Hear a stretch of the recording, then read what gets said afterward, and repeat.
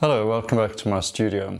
Today I'm going to be showing you some color mixing and more importantly how to keep white paint out of your painting for as long as possible to get rich, deep color.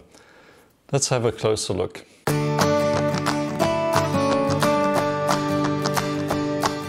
Now, I've said in the past that I like to keep white paint out for as long as possible in a painting, and a lot of artists have been asking me how I do this, and they don't quite understand what I mean by this. So in this lesson I'm going to show you some basic color mixing in a quick little demonstration to illustrate what I mean by keeping white paint out for as long as possible. The real reason I do this is because I like to start with color, the rich colors that give a painting vibrancy, especially in shadows and in some middle value colors. You don't need any white paint. So the white paint comes in a little later for strong, opaque, light color. Now, what is the problem with white paint? Well, there's no real problem inherently with white paint. It's just how you use it.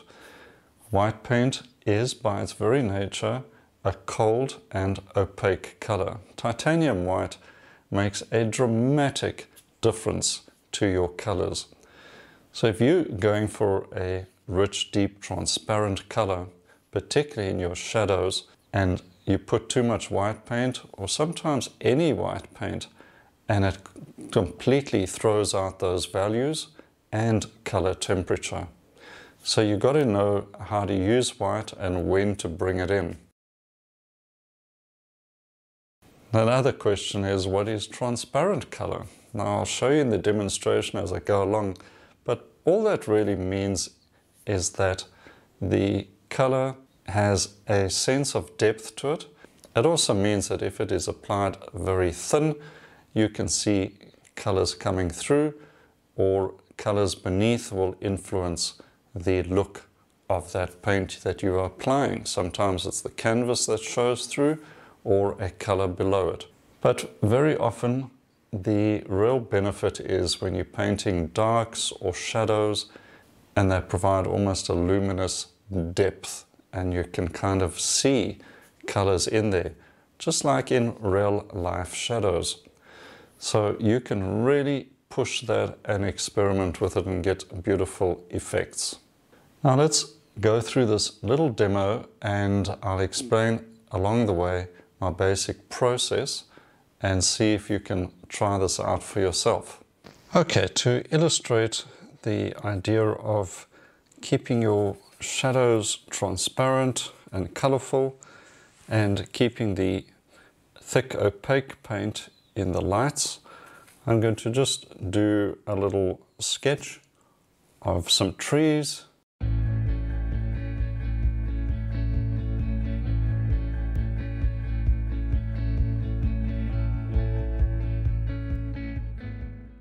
But I want to encourage you to bring the white paint in as late as possible.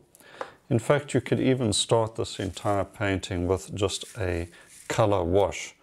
For instance, sort of a sienna color, a raw sienna, and do the whole thing and just create a tone throughout without any white paint.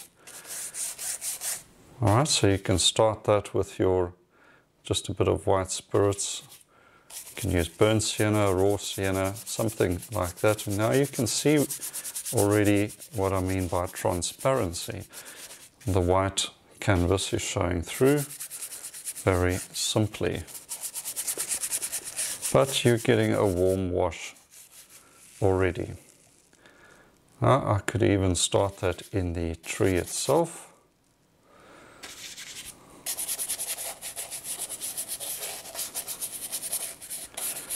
So now you have something already in place. Right, you can take your tissue paper, you can rub some out where you want it to be even lighter. Leave it stronger where you anticipate putting in shadows. It's going to be lighter on this side. The sunlight is coming that way. All right, next step is start getting some color in. Now, one of the nice mixes I like to bring into a tree is a warm green. So let's get some ultramarine, which I consider to be a warm blue, by the way. That's another subject entirely. And we can bring some orange into it. So I've got some yellow deep, some red light. Let's mix up an orange. Let's see what a vibrant and strong orange you can get from your own mix. And some ultramarine. And look at that beautiful orangey green. No white paint. Right, so let's put that in.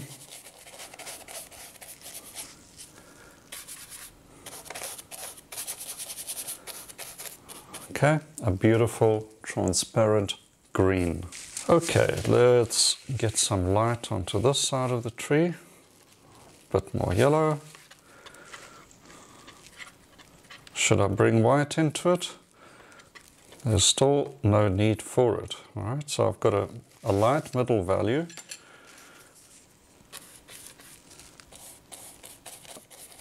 That's a middle value light in this tree. Remember, the light's coming from this direction.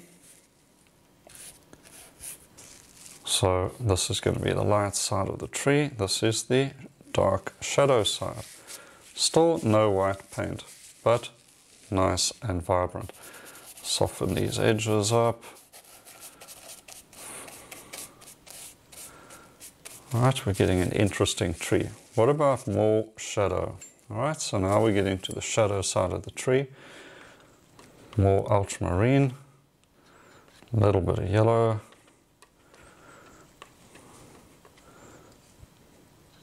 I can bring a bit more. Right, so that's still quite a strong dark. I can make that dark green even darker and still keep it transparent and interesting with some alizarin crimson.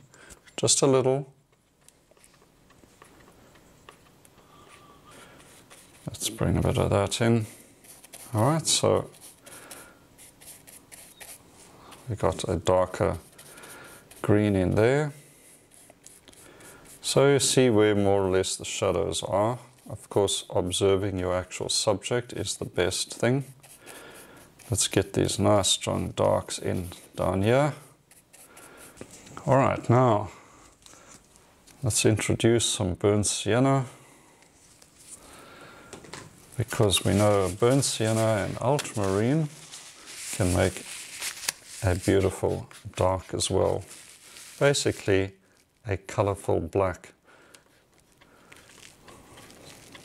You don't need anything really darker than that. As you can see, that is pretty strong.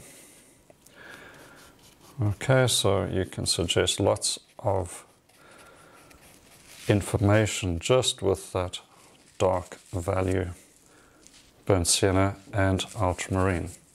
Let's get a tree trunk, a bit more burnt sienna, it's still in shadow.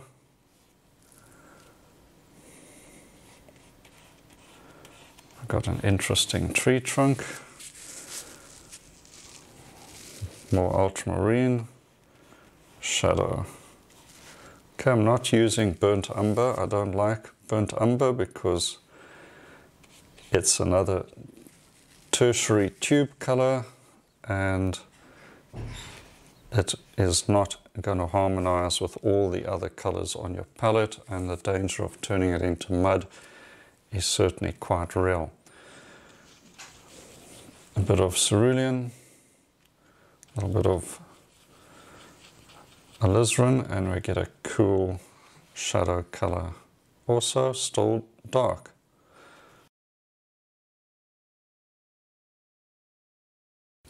All right, now let's get some shadow across this road. Right, so we can get some of that ultramarine. Bit of cerulean. These are all shadow family colors. They are cool and dark. Touch of alizarin, making a dark purple. Okay, darkest over here. This is the darkest part of your shadow, the sort of core shadow of this cast shadow. Right, so that's pretty dark. Let's not make it as dark as that though for the grass, so we just need some of that yellow. Bit more blue, and we got a nice colorful shadow. Right, so shadows are not black. Here I'm mixing some burnt sienna into that yellow and green, and I'm getting a light on the tree trunk. Maybe it's getting some indirect light reflecting in. More yellow, a little bit of blue. Right, so now it's more of a middle value, but it can still be a shadow color. As it moves away, it's getting lighter. Still no white paint. I'm going to use burnt sienna. Little touch of blue to darken the value and cool down the color. Alright, so here we have a shadow. Very simple, but especially important is these transparent greens. Now let's lighten some green up here. Bit of lemon yellow, bit of that yellow deep, touch of that blue, and we're getting slightly lighter value, bit more lemon yellow.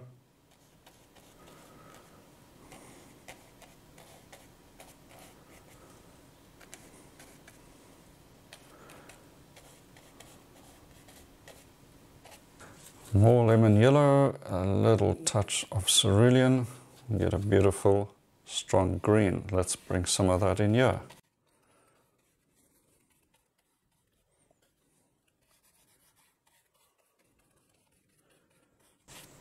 A little bit of that burnt sienna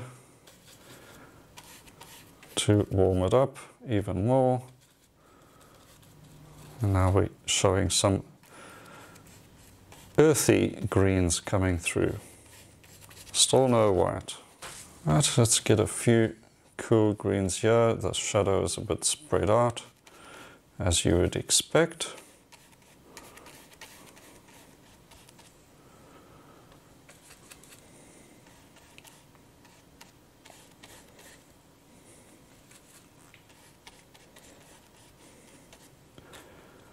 A few lighter greens beyond there.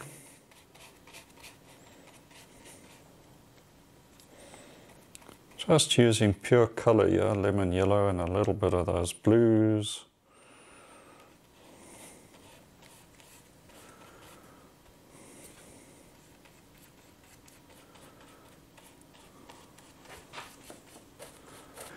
Let's bring a little bit of that across here. Okay, so those are our tree colors, the grass. Darks, dark shadows, middle value colors. Let's bring a few more of those touches in, just a little variety and texture.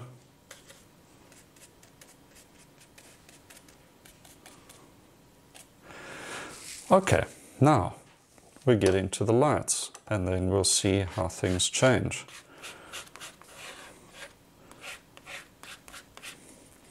So it's pretty amazing how far you can get without any white paint, but still get these beautiful rich colors. Okay, now for the lights, and let's just fill this up with some of that raw sienna.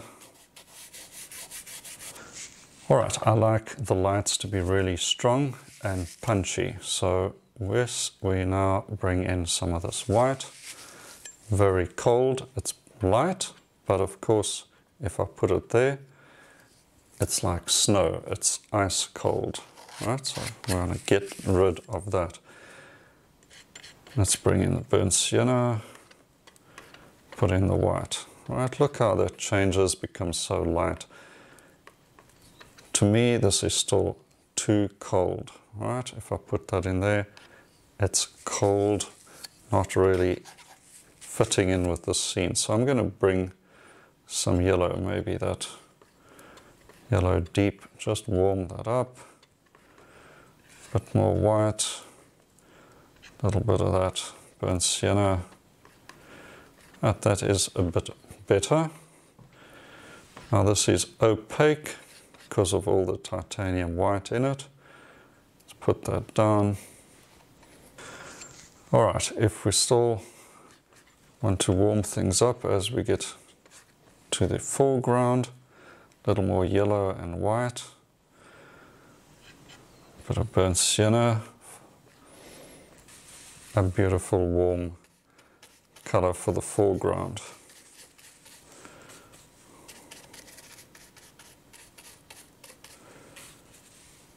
And I like it so much, I'm going to need more of it. Alright, a bit more of that.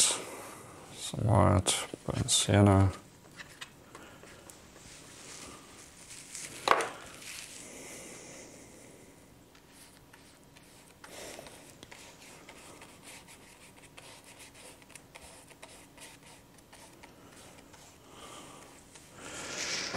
Okay, so now we've got a road.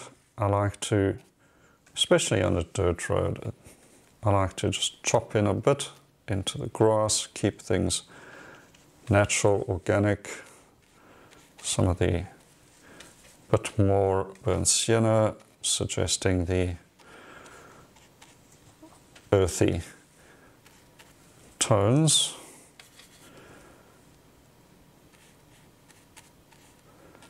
Cutting in. What I don't want is just this perfect S-bend or half circle. It doesn't look natural. Alright, let's get a bit of information in the road. So some few direction lines with a bit of darker burnt sienna. And the countryside in the background. I'm going to make that cooler and more opaque, so I'm going to use this. Bring a little bit of lemon yellow into it. A little more white, a little touch of cerulean to cool it down.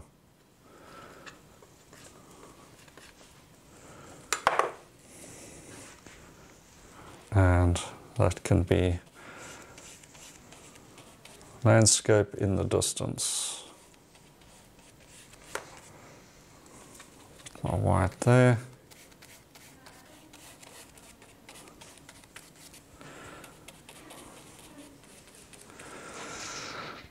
Okay, what if we want some lights in the grass? I would use lemon yellow, a little bit of white, a bit of cerulean to add a touch of green, but it's mostly yellow because it's getting sunlight on it. Alright, so you can see what happens there, just pushing it into the distance.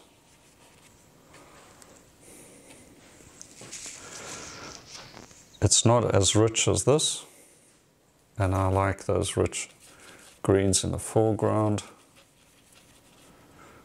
So let's get a bit more of that. Lemon deep yellow, a little bit of white, a little bit of blue, a bit more yellow. Okay, so that is better. By reducing the amount of white paint, increasing the amount of color, yellow and blue, I get a richer color. Well, I hope this lesson's given you a few ideas and answered some of those questions about transparent and opaque color, and more importantly, keeping white out for as long as possible. Now don't forget, I've got a free painting course. You can find the link up here or below in the description, and there's plenty of interesting tips and tricks in that course as well. Okay, now the next thing to do is subscribe. If you haven't done that already, hit subscribe, hit the notification bell, and you won't miss another video. Right, until next time, happy painting and cheers for now.